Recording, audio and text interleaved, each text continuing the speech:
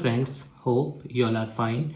Today we are going to start our chapter number 4 of class 10th economics, and the name of chapter is globalization and the Indian economy.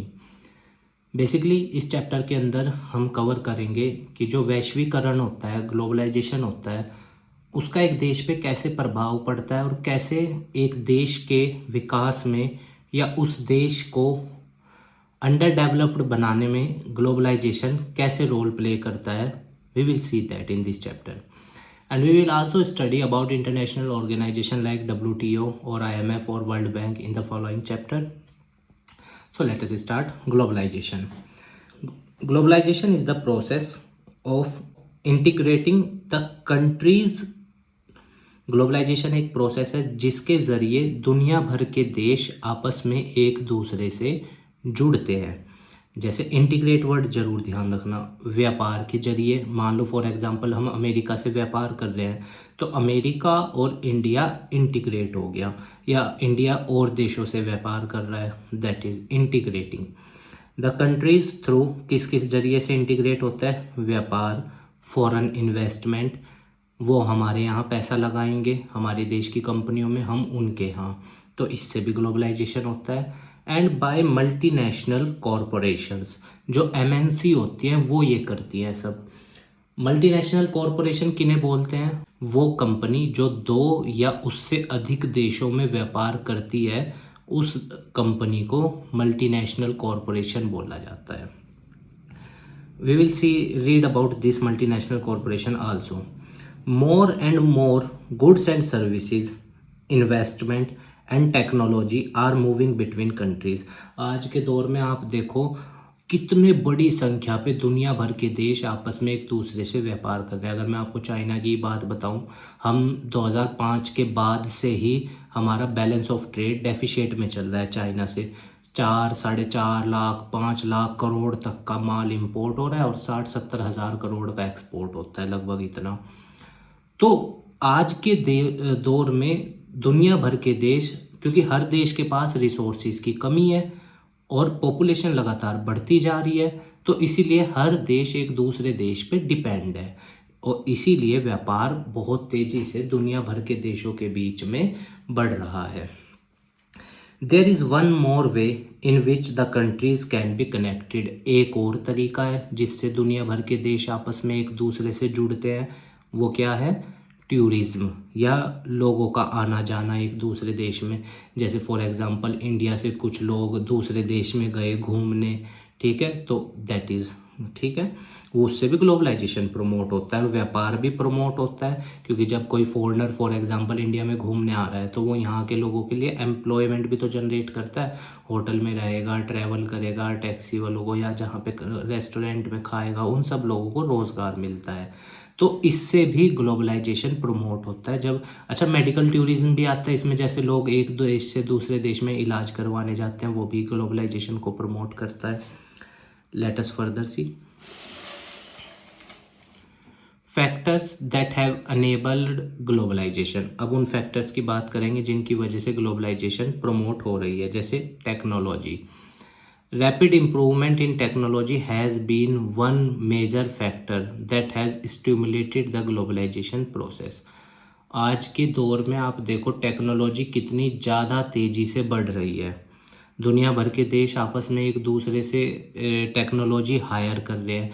जैसे India higher करता है Japan से, France से, Israel से, America से, England से, तो और दूसरे देश हमसे भी करते हैं. तो इसी तरह टेक्नोलॉजिकल एक्सचेंज की वजह से भी ग्लोबलाइजेशन बहुत ज़्यादा तेज़ी से बढ़ रहा है.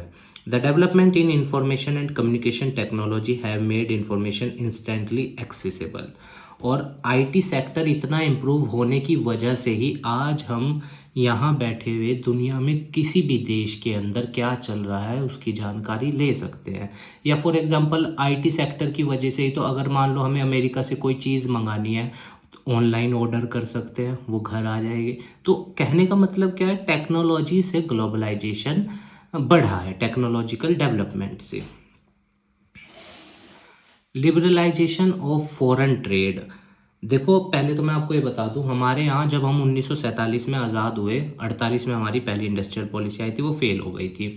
50 में हमारे यहाँ प्लानिंग कमीशन बना, 51 में 1951 में हमारे यहाँ 5 ईयर प्लान चला, 52 में नेशनल डेवलपमेंट काउंसिल बनी, 1956 में हमारी सेकंड इंडस्ट्रियल पॉलिसी आई और सेकंड 5 ईयर प्लान चला, वो सब चीज़ें हुई।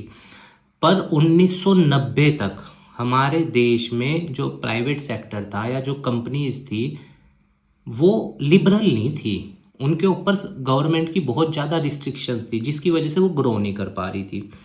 फिर 1991 में जो उस टाइम के हमारे फाइनेंस मिनिस्टर थे डॉक्टर मनमोहन सिंह जी, फिर वो बाद में 2 बार प्रधानमंत्री भी बने भारत के 2004 से 2014 तक। तो वो उस टाइम फाइनेंस मिनिस्टर थे, तो वो पॉलिसी लाए थे न्यू इकोनॉमिक पॉलिसी 1991 में, जिसके अंदर लिबरलाइजेशन, प्राइवेटाइजेशन, ग्लोबलाइजेशन था। तो लिबरलाइजेशन का मतलब क्या होता है? रिस्ट्रिक्शंस को हटाना, रिमूवल ऑफ रिस्ट्रिक्शन। ठीक है, किसके ऊपर से? Private sector. तो गवर्नमेंट ने क्या किया? रिमूविंग बैरियर्स और restrictions set up by the government on trade is known as liberalisation. Liberalisation का मतलब क्या होता है? जब गवर्नमेंट सारे बैरियर्स, रिस्ट्रिक्शंस हटा ले जो इंटरनेशनल ट्रेड के ऊपर है या डोमेस्टिक ट्रेड के ऊपर है, तो उसी को बोला जाता है लिबरलाइजेशन। अच्छा, इसके अंदर बहुत सारी चीज़ें थी लिबरलाइजेशन में, वो आप 12th क्लास में अगर कॉमर्स लोगे, इकोनॉमिक्स में या economics as a subject opt करते हो तो उसमें चैप्टर 3 आएगा इंडियन इकोनॉमिक डेवलपमेंट में, न्यू इकोनॉमिक पॉलिसी, उसमें मेंशन है ये, वो पूरा चैप्टर इसी पे ही है। When the government imposes fewer restriction, जब गवर्नमेंट सिर्फ थोड़ी बहुत रिस्ट्रिक्शन लगाए या पहले के मुकाबले रिस्ट्रिक्शंस कम कर दे, तो उसी को बोला जाता है लिबरल, कि गवर्नमेंट अब लिबरल हो रही है, आज़ाद कर रही है कंपनीज को भी। और ये किस पॉलिसी में हुआ था? New economic policy. ठीक है, 1991 में लाई गई थी। अब जो एक इंटरनेशनल संस्था है जो ग्लोबलाइजेशन या इंटरनेशनल ट्रेड को प्रमोट करती है, उसका नाम है वर्ल्ड ट्रेड ऑर्गेनाइजेशन, WTO। अच्छा, इसका पुराना नाम था GATT, general agreement on tariff and trade, GATT की फुल फॉर्म। 1948 में बना था ये, और जब ये बना था उस टाइम इसके 23 कंट्री इसके मेंबर थे। ठीक है, बाद में फिर और देशों ने भी इसको ज्वाइन किया। WTO is an organization whose aim is to liberalize international trade। WTO एक ऐसी संस्था है जिसका मेन मोटो ये है कि दुनिया भर में व्यापार अच्छे से चले और कंट्रीज आपस में एक दूसरे से कोऑपरेट करें ताकि डेवलपमेंट सुनिश्चित किया जा सके। पर हमने बहुत बार ये देखा है कि जनरली डेवलप्ड देश तो सारा फ़ायदा उठा लेते हैं, डेवलपिंग देशों को कुछ नहीं मिलता, और जो कि बहुत ज़्यादा प्रॉब्लमेटिक बन जाता है कई बार। तो WTO is an organisation whose aim is to liberalise international trade. विदेशी व्यापार को प्रमोट करना ही WTO की क्या है? जिम्मेदारी है। एट प्रेजेंट में 164 countries of the world are currently member of WTO। 164 देश दुनिया में WTO के मेंबर हैं। It has established rules for developed countries regarding international trade so that these countries can allow free trade for all। और WTO जो संस्था है वो डेवलप्ड देशों या सभी देशों के लिए, जो देश इसके मेंबर हैं उनके लिए नियम बनाती है कि ताकि व्यापार सब अच्छे से कर सके। जैसे इसका मेन काम यह है कि मान लो 2 कंट्री है X और Y, जब X कंट्री अपना माल X कंट्री मान लो डेवलप्ड है और Y कंट्री डेवलपिंग है, जब X कंट्री अपना माल भेज रही है Y कंट्री में, तो Y कंट्री कोई ट्रेड बैरियर नहीं लगा रही, ना टैरिफ ना कोटा। पर जब Y कंट्री अपना माल भेज रही है X कंट्री में, डेवलप्ड देश में, तो X कंट्री टैरिफ और कोटा लगा रही है ताकि उनका माल ना बिके। तो इन सब चीज़ों को कंट्रोल करना WTO की जिम्मेदारी है, और इंटरनेशनल रिसोर्सेज को भी सभी देश सही से यूज़ करें ये सुनिश्चित करना भी WTO की जिम्मेदारी है। Let us see major functions of WTO। Major functions of WTO to facilitate international trade, both bilateral and multilateral trade। दुनिया भर में व्यापार सुचारू रूप से चलता रहे, चाहे वो बाइलेटरल ट्रेड हो। बाइलेटरल ट्रेड होता है जब व्यापार 2 देशों के बीच में हो, और मल्टीलेटरल ट्रेड होता है जब व्यापार 2 से ज़्यादा देशों के बीच में हो। और कैसे? Removal of tariff. टैरिफ क्या होता है? एक तरह का टैक्स इम्पोज कर दिया जाता है इंपोर्ट पे। फॉर एग्जांपल, मान लो मुझे अपने देश में दूसरे देश का माल रोकना है आने से, अब मैं WTO का मेंबर भी हूँ, तो मैं वैसे तो रोक नहीं सकता, तो टैरिफ लगा दूंगा ताकि वो जो सामान बाहर से आ रहा है वो महंगा हो जाए और वो हमारे देश में ना बिके। और कौन सा सामान बिके? अपने देश का बना हुआ। इसको बोलते हैं टैरिफ बैरियर्स। और नॉन टैरिफ बैरियर कौन से होते हैं, जैसे कोटा लिमिट तय कर देना कि बस इतना माल हम इंपोर्ट करेंगे, बाकी तो हम अपने देश में ही बनाएंगे, that is also a non tariff barrier. तो डब्ल्यूटीओ इस पे नज़र बना के रखता है कि भाई कोई भी देश ऐसा ना करे। हालांकि हमने देखा है आज तक डब्ल्यूटीओ में सिर्फ डेवलप्ड देशों को ही फ़ायदा पहुंचा है, डेवलपिंग देशों को हमेशा सरवाइव करना पड़ता है, ठीक है ना, क्योंकि डेवलपिंग देशों के पास इतनी टेक्नोलॉजी तो होती नहीं कि वो अपना माल डेवलप्ड देश के अंदर डंप कर दे, जैसे चाइना इंडिया में डंप करता है अपना माल, अपने प्रोडक्ट्स को इतने चीप रेट पे डिवैल्यूएट करता है, अपनी करेंसी की वैल्यू जानबूझ के घटाता है। To establish a rule-based trading regime in which nation cannot place arbitrary restriction on trade, और इस तरह का वातावरण बनाना जिसमें एक देश दूसरे देश के व्यापार पे रिस्ट्रिक्शंस ना लगाए, ये सुनिश्चित करना भी डब्ल्यूटीओ की जिम्मेदारी है। To enlarge production and trade service, दुनिया भर में व्यापार बढ़े, प्रोडक्शन बढ़े, ये भी डब्ल्यूटीओ का ही फंक्शन है, ये पक्का करना कि दुनिया भर में विदेशी व्यापार ज़्यादा से ज़्यादा हो। To ensure optimum utilisation of world resources and to protect environment. अब जो दुनिया वर्ल्ड रिसोर्सेज हैं, जैसे इंटरनेशनल सी है, ओशियंस हैं, अब ये नहीं कि डेवलप्ड देश जो पावरफुल है सिर्फ वो कंट्रोल करके बैठ जाएं उन पे, नहीं, सभी देशों को इक्वल अधिकार मिले उनका यूज़ करने के लिए, ये पक्का करना डब्ल्यूटीओ की जिम्मेदारी है। पर कुछ कमियां भी हैं डब्ल्यूटीओ में, let us see. Major volume of international trade occur among the developed nation, अधिकतर जो विदेशी व्यापार है वो डेवलप्ड देश करते हैं, डेवलप्ड देश अपना माल डेवलपिंग कंट्री के अंदर डंप करते हैं और डेवलपिंग कंट्री को मौका ही नहीं देते, ठीक है। Developing countries are being cheated as they are forced to open up their market for developed countries and are not allowed access to markets for developed countries.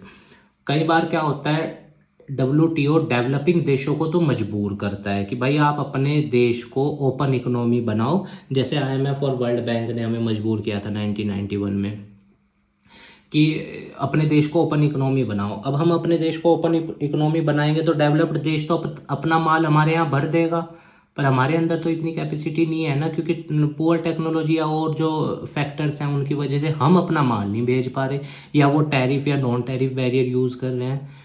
Developed देश ऐसा ही करते हैं, जनरली अपना तो बेनिफिट देख लेते हैं पर डेवलपिंग के बारे में नहीं सोचते। MNCs,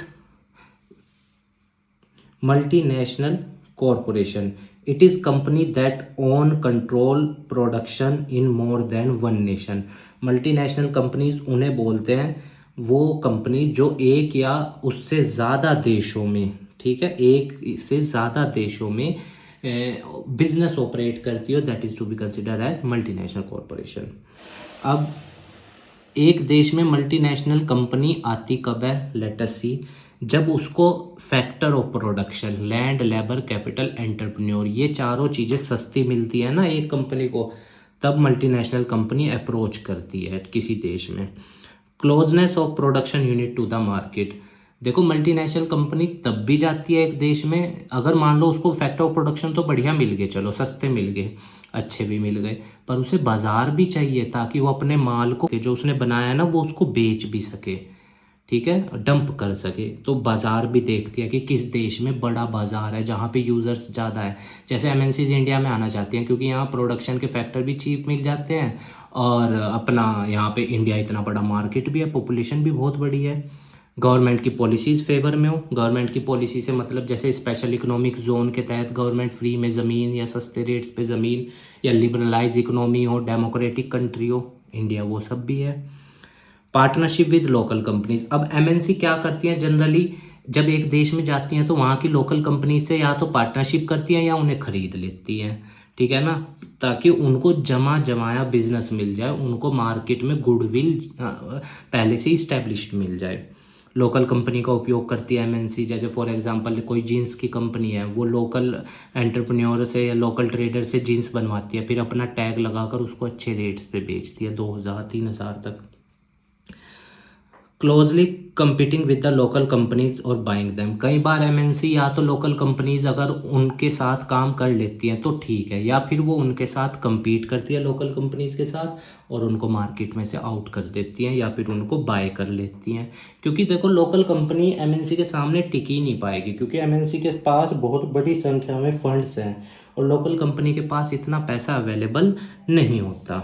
MNCs are exerting a strong influence on production at these distant locations, so they may reduce their cost of factory production. और जनरली MNC उन देशों में जाना पसंद करती हैं जहाँ पे उनकी कॉस्ट क्या आएगी, कम आएगी और उनका मुनाफा बहुत ज़्यादा होगा। और फिर गवर्नमेंट भी चाहती है कि भाई देखो अपने देश में तो कैपिटल है नहीं, तो कम से कम MNC को इनवाइट करें। तभी तो हमने 1991 की पॉलिसी में फॉरेन डायरेक्ट इन्वेस्टमेंट की लिमिट 74% तक कर दी कंपनीज में, अगर कोई विदेशी कंपनी हमारे यहाँ पैसा लगाना चाहती है। अब MNCs के पुअर वर्कर्स पे क्या इफेक्ट पड़ते हैं, let us C.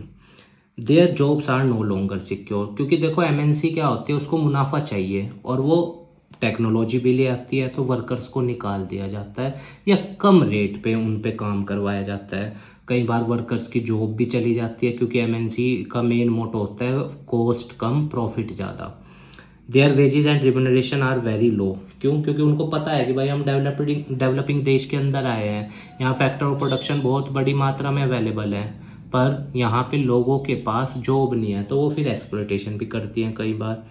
They have to do more work and working situations are not good, और कई बार MNCs को बहुत ज़्यादा काम करना पड़ता है और वर्किंग कंडीशंस भी अच्छी नहीं होती, ठीक है ना। MNCs के अंदर जो काम करते हैं वर्कर्स, क्योंकि देखो MNC क्या होती है, वो लोकल कंपनी को खरीद रही है फॉर एग्जांपल। अब लोकल कंपनी की जो वर्किंग कंडीशन है वो तो लोकल एनवायरनमेंट के हिसाब से है, और MNC चाहती है कि कॉस्ट कम आए, तो फिर वो और पुअर होने लगती हैं। कुछ इंडियन कंपनीज जो MNC हैं, लाइक टाटा मोटर्स ऑटोमोबाइल्स में दुनिया भर में है, रैनबैक्सी मेडिसिन में, एशियन पेंट्स में, इन्फोसिस इंफॉर्मेशन टेक्नोलॉजी में, and Sundaram fasteners in nuts and bolt, ठीक है। तो ये आप ध्यान रखना। Now let us see positive impact of globalisation on India. India पे पॉजिटिव इम्पैक्ट ग्लोबलाइजेशन के क्या हुए, let us see. Greater choice and improved quality of goods. एक तो हमारे यहाँ के कस्टमर्स के पास चॉइस बढ़ गई, क्योंकि अब हम ग्लोबलाइज्ड बन गए, तो अब हम दुनिया भर में कहीं से भी सामान खरीद सकते हैं, तो हमारे यहाँ कस्टमर के पास चॉइस बढ़ गई। बाज़ार में कम्पिटेटिव प्राइस आने लग गए, क्योंकि इंडियन गुड्स भी हैं और फॉरेन गुड्स भी हैं। जैसे फॉर एग्जांपल इंडियन जो टॉय है लकड़ी का, वो मिल रहा है 100 रुपये का, और चाइनीज़ टॉय मिल रहा है 20 रुपये का, तो जनरली 20 रुपये वाले को ख़रीदा जाएगा। इसीलिए क्या होता है, हमारे यहाँ स्मॉल स्केल इंडस्ट्री लगभग ख़त्म हो चुकी है। हालांकि गवर्नमेंट ने 1955 में कारवा कमेटी बनाई थी उसको प्रोटेक्ट करने के लिए, पर अब देखो आप, जब 1991 में रिस्ट्रिक्शंस हटाए तो उसके बाद से ही क्या हो रहा है, मार्केट कम्पिटेटिव हो रहा है, और इसी से ही लोगों, अच्छा ग्लोबलाइजेशन की वजह से स्टैंडर्ड ऑफ लिविंग भी बढ़ा है। आज हम फॉरेन गुड्स, लग्जोरियस गुड्स घर बैठे ऑनलाइन पेमेंट करके मंगा सकते हैं, तो ये भी स्टैंडर्ड ऑफ लिविंग भी बढ़ा है थ्रू। और लोग जॉब करने दूसरे देशों में भी जाते हैं, पैसा ज़्यादा कमाते हैं, स्टैंडर्ड ऑफ लिविंग बढ़ा है। पढ़ने के लिए लोग जाते हैं, बच्चे जाते हैं दूसरे देशों में थ्रू MNCs। FDI इंडिया के अंदर बढ़ा है, और गवर्नमेंट ने भी इसको सपोर्ट किया, 74% लिमिट बढ़ाई। और फॉरेन डायरेक्ट इन्वेस्टमेंट एक देश के विकास में बहुत योगदान देता है, इसीलिए हमारा यहाँ का फॉरेन डायरेक्ट इन्वेस्टमेंट ग्लोबलाइजेशन आने के बाद बढ़ा है, ये भी एक पॉजिटिव इम्पैक्ट है। और इंडिया की जो टॉप कंपनीज थी वो MNC के रूप में उभर के सामने आई, क्योंकि जब हमारा देश ग्लोबलाइज हुआ तो उन्होंने अपना व्यापार दुनिया भर के और देशों में भी बढ़ाया, तो हमारे देश की कंपनीज ने ग्रोथ भी करी MNC के रूप में। Created new opportunities for companies providing service. और जो IT कंपनीज थी उनका तो आज के दौर में बहुत ज़्यादा बिजनेस ग्रोथ हुआ, क्यों? क्योंकि आप जानते हो इंडिया फेमस सोर्स है आउटसोर्सिंग। आउटसोर्सिंग उसको बोलते हैं जब काम जो है ना, वर्क जो है वो थर्ड पार्टी पे करवाया जाए। जैसे अमेरिका में कोई कंपनी है और उसका कॉल सेंटर खुलना है, वो अमेरिका में ना खुलकर इंडिया में खुल रहा है, क्यों? क्योंकि इंडिया में चीप लेबर मिल जाएगी BPOs में काम करने के लिए, कॉल सेंटर्स में, इसीलिए तो IT से कंपनीज बहुत ग्रो करी हैं हमारी। Collaboration with foreign companies help a lot to domestic entrepreneurs. और हमारे यहाँ की कंपनियों ने जब फॉरेन कंपनीज से कोलैबोरेट किया, उससे हमारे यहाँ के एंटरप्रेन्योर्स की भी ग्रोथ बढ़ी, आइडियाज़ भी बढ़ा। अच्छा देखो, ग्लोबलाइजेशन का एक फ़ायदा हो रहा है, अगर कोई स्किल्ड और अच्छी लेबर है और वो ज़्यादा पैसा कमाना चाहती है तो वो दूसरे देश में भी जॉब करने जा सकती है। Like for example our lakhs of engineers are working in America और अदर नेशंस। ग्लोबलाइजेशन के नेगेटिव इम्पैक्ट देख लेते हैं, क्या नेगेटिव प्रभाव क्या क्या हैं ग्लोबलाइजेशन के। Negative impact, globalisation has failed to make its impact on unemployment और पुअर्टी घटाने में ग्लोबलाइजेशन फेल रहा। क्योंकि देखो ग्लोबलाइजेशन आया तो देश में, पर जो पैसा है वो कुछ ही लोगों के हाथ में कंसंट्रेट होकर रह गया, पहली चीज़। दूसरी चीज़, ग्लोबलाइज्ड कंपनी जो होती है, एमएनसी जो होती है, उनका मेन मोटो होता है कॉस्ट कम प्रॉफिट ज़्यादा।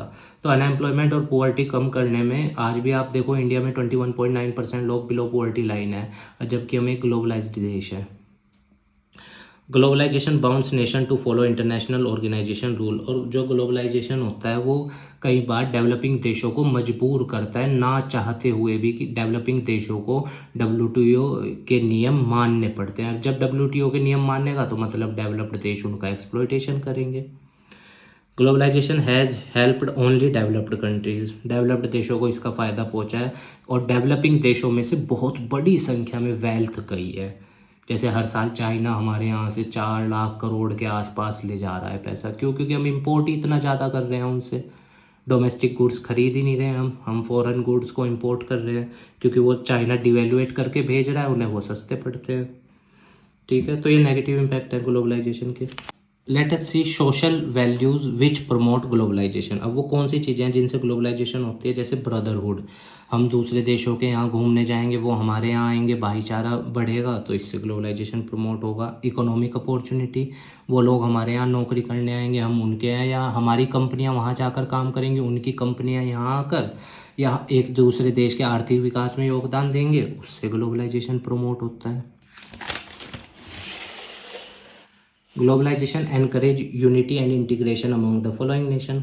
और जो देश ग्लोबलाइज होते हैं या एक दूसरे से संपर्क में आते हैं, उन देशों में यूनिटी भी बढ़ती है और इंटीग्रेशन भी बढ़ती है। तो जो देश अपने आप को ग्लोबलाइजेशन या दूसरे देश से इंटीग्रेट नहीं कर सकता ना, उसका डेवलपमेंट हो ही नहीं सकता, क्योंकि लैक ऑफ रिसोर्सेज की प्रॉब्लम, जो सेंटर प्रॉब्लम हर देश में है, what to produce, how to and for whom to produce, exist करती हैं हर देश में, because of scarcity of resources and unlimited human wants and alternate use of resource. Globalisation helps in promotion of cultural exchange. Globalisation की वजह से cultural exchange भी होता है। जैसे हमारे लोग दूसरे देशों में वर्शिप करने जाते हैं, जैसे फॉर एग्जांपल मुस्लिम बड़ी संख्या में हज करने जाते हैं, या हिंदूज जाते हैं दूसरे देशों में, ठीक है ना। तो इस तरह से भी कल्चरल एक्सचेंज होता है। या वो हमारे यहाँ फेस्टिवल्स में आते हैं, हम जाते हैं उनके यहाँ। अब the struggle of fair globalisation, क्योंकि हमने पढ़ा ग्लोबलाइजेशन की वजह से डेवलप्ड देशों को तो फ़ायदा पहुंचता है, डेवलपिंगों को नहीं पहुंचता। तो इसमें एक स्ट्रगल है, लाइक कि हम कैसे एक अच्छी ग्लोबलाइजेशन बना सकते हैं। Let us see. Fair globalisation creates opportunities for all. अगर ग्लोबलाइजेशन अच्छी होगी तो सब पे के पास अपॉर्चुनिटी होगी, जो कि सही बात है। And also ensure that the benefit of globalisation are shared better. और अगर ग्लोबलाइजेशन बढ़िया होगा, साफ़ सुथरा होगा, कोई बेईमानी नहीं होगी, तो सबका विकास हो सकता है, चाहे वो डेवलपिंग देश हो, चाहे वो डेवलप्ड देश हो। अब गवर्नमेंट ने भी कुछ स्टेप लिए हैं इसको अच्छा बनाने के लिए, जैसे labour laws.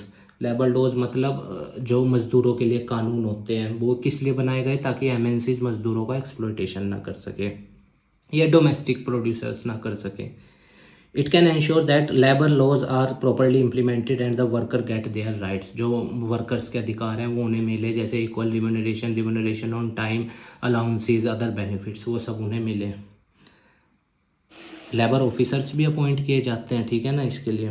It can support small producers to improve their performance. Government कई बार स्मॉल स्केल इंडस्ट्री को सपोर्ट भी करती है, ताकि उनकी परफॉर्मेंस बढ़े और अच्छा कमाएं, और वो दूसरे देशों तक एक्सपोर्ट भी करें अपने माल को। इसी में प्रधानमंत्री मुद्रा योजना, जो स्मॉल प्रोड्यूसर हैं, बिजनेस शुरू करना चाहते हैं, उनके लिए थी।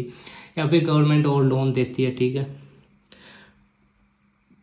If necessary government can use trade and investment barriers भी यूज़ करती है। जैसे पहले स्मॉल स्केल इंडस्ट्री को प्रोटेक्ट करने के लिए टैरिफ्स एंड कोटाज लगाए जाते थे, किस लिए? ताकि वो भी, उनका भी अस्तित्व बना रहे। तो कई बार गवर्नमेंट इनका भी यूज़ कर लेती है, ताकि जो डेवलपमेंट है वो इंश्योरली हो। ये नहीं कि बस दूसरा देश तो डेवलप होता जा रहा है, उसका तो माल खरीद रहे हैं और हमारा बिक नहीं रहा है, ऐसा ना हो। नेगोशिएशन भी करी जा सकती है व्यापार पे, जैसे यूएसए और चाइना का ट्रेड वॉर चल रहा है, ठीक है ना। तो नेगोशिएशन होती है डब्ल्यूटीओ के साथ कि फेयर रूल बने, कोई भी ये नहीं कि सिर्फ कुछ लोगों को या कुछ देशों को इसका फ़ायदा पहुँचे, ऐसे नियम कानून ना बनाए जाएं। It can also align with other developing countries with similar interest to fight against the domination of developed countries in the WTO। कई बार गवर्नमेंट क्या करती है, उन देशों के साथ भी अपना गठबंधन करती है जिनके इंटरेस्ट सेम होते हैं, ताकि डेवलप्ड देशों को चैलेंज किया जा सके कि तुम अपने हिसाब से हर चीज़ ना करो। तो उम्मीद है गाइस आपको चैप्टर समझ में आया होगा। ग्लोबलाइजेशन इंपॉर्टेंट है, कमिंग क्लासेस में भी ये इंपॉर्टेंट है। ठीक है, आप स्वस्थ रहिए, खूब लाइफ में आगे बढ़िए, यही हमारी मनोकामना है। इस देश को अच्छा बनाइए, समाज को अच्छा बनाइए और अपने लिए इस समाज में अस्तित्व स्थापित कीजिए और जितना ज़्यादा हो सके हार्ड वर्क कीजिए ताकि आप ज़्यादा से ज़्यादा मेहनत करके अच्छे से अच्छी पोजीशन सोसाइटी में गेन कर सकें। स्वस्थ रहिएगा, खूब मेहनत कीजिएगा। और देखिए स्टूडेंट्स, अगर किसी पॉइंट से आपकी कोई भावना हर्ट हुई है तो मैं आपसे क्षमा मांगता हूँ, क्योंकि मेरी कोई इंटेंशन नहीं है आपकी किसी भावना को हर्ट करने की। चीज़ें लिखी हुई हैं, मैं भी एक लर्नर हूँ और मैं भी सीख के ही आपको समझाने की कोशिश कर रहा हूँ। फिर भी अगर कोई भावना हर्ट हुई है तो मैं आपसे क्षमा मांगता हूँ उसके लिए। ठीक है स्टूडेंट्स, आप स्वस्थ रहिएगा, खूब लाइफ में आगे बढ़िएगा। धन्यवाद।